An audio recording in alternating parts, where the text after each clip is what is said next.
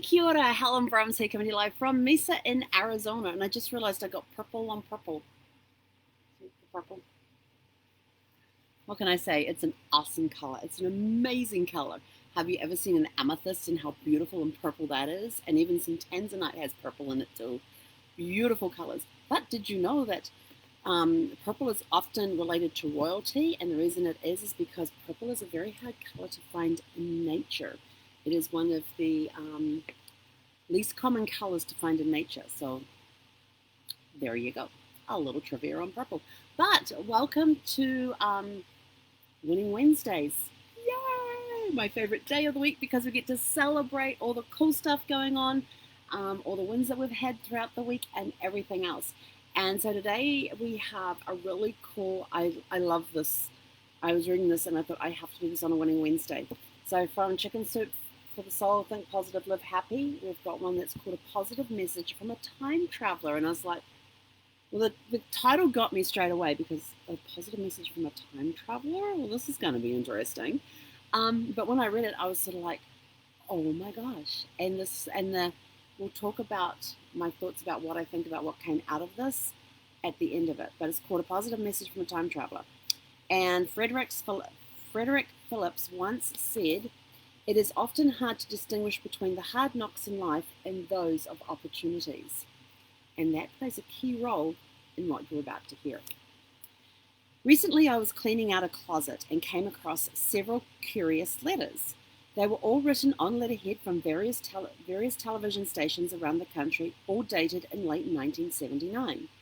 It took me a minute to recognize what they were, but as I read through them, I realized they were all rejection letters to me from various television news executives.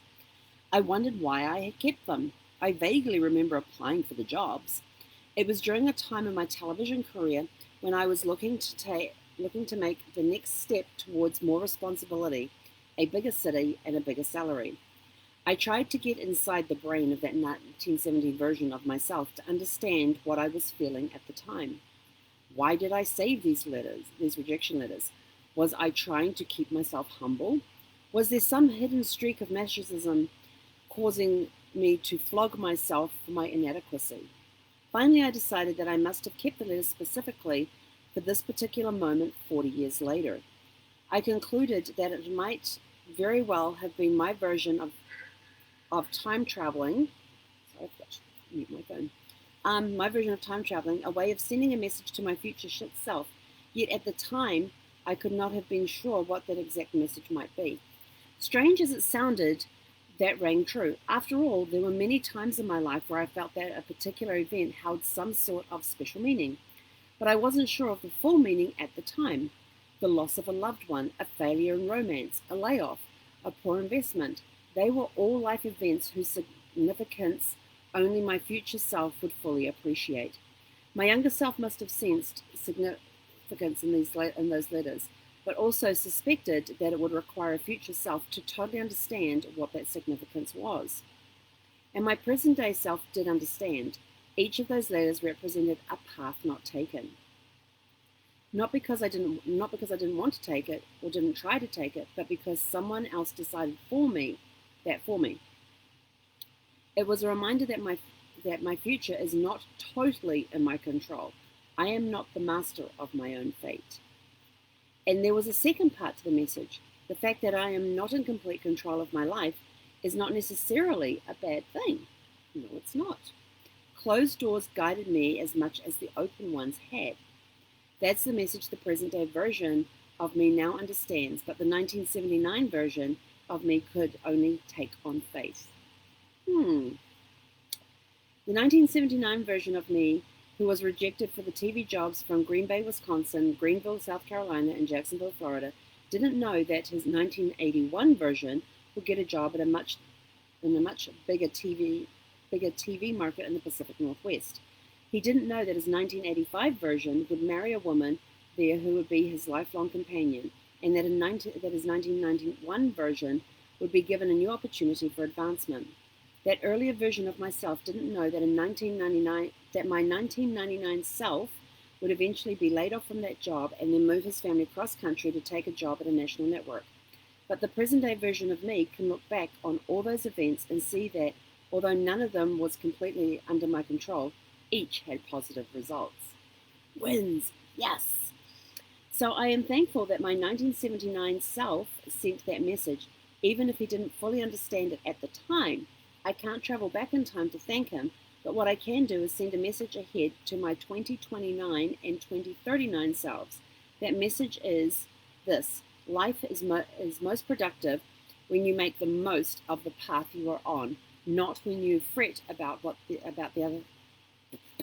Let me try that again. I apologize, tongue-tied there. Life is most productive when you make the most of the path you are on, not when you fret about what the other paths might have held. So to my future self, stop trying to be in control. Don't dwell on what might be on the other side of that closed door. Continue to make the most of every open door. And one more thing, future self, you're welcome. And that's by Nick Walker. What a great story. When we think of things that are opportunities that have passed us by back in times, doors that have been closed to us, other doors that have been opened to us, we don't know where those paths are going to lead. We really don't. It really is all about, like you said, this 1979 version of me could only take on faith. And that's the big thing. It's my vision for this year, 2020 vision, beyond what you can see, all about stepping out in faith. I have that on my water bottle. I see it every time I take a drink of water, which during this heat is a lot. But it is. Life is all about stepping out in faith and looking for those opportunities and taking advantage of those opportunities. And then when you look back, you don't worry about the should haves, could have, would haves. They don't exist. You don't worry about those. I should have done this. I should have done that. I could have done this. I could have done that. I would have done this if whatever. Deal with it. You are where you are because right where you are right now at this moment in time is exactly where you need to be. And some people don't get that and they don't understand it. They're too busy going, oh, but if I had only done, if bleh. Get rid of it. We can always look at the shoulda, woulda, could haves. Could I have made Brad more comfortable towards the end of his days? Could I have done more for him and as a patient advocate for him?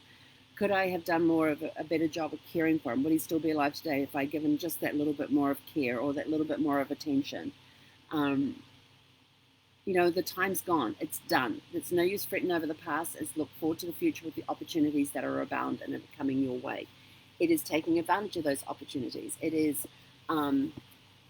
not worrying about what happened in the past, but looking forward to the future. What can you change that may have happened in the past? What can you do with the opportunities that you have now been given because of the places you have been? It's like you've heard me say this time and time again, that Brad always asked me if I could go back and change anything, would I? And I always, always, always told him no, I wouldn't change a thing. And he was like really shocked and surprised. He goes, not even me getting cancer? And I said, not even you getting cancer? And he was like, why? I said, because we wouldn't be the people we are today had we not been through the experiences we've been through. And we wouldn't be at this point in time if it had not been for cancer. We would not have had all of these blessings, and I would rattle off some of them to him. We would not have received all of those had we not had cancer there. We would not have met these people and had made lifelong friends with them had it not been for cancer. I said, cancer to most people is like a death sentence or like, oh, I got cancer. Whereas to me, I saw the other side of it. I saw it as a huge blessing. It was a trial we had to go through. It was to make us stronger and prepare us for something more coming. We didn't know what that more was going to be. It's like when we helped Gus across the Rainbow Bridge 18 days before Brad passed.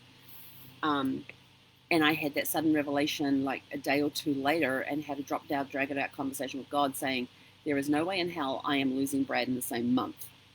And I actually have timed recordings of me saying this.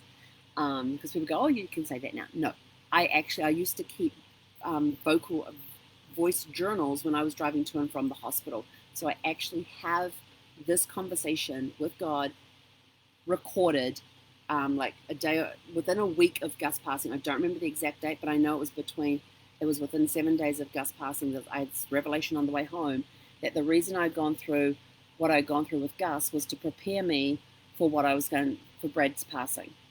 And I did not want to accept it at all. No way, no how was that going to happen.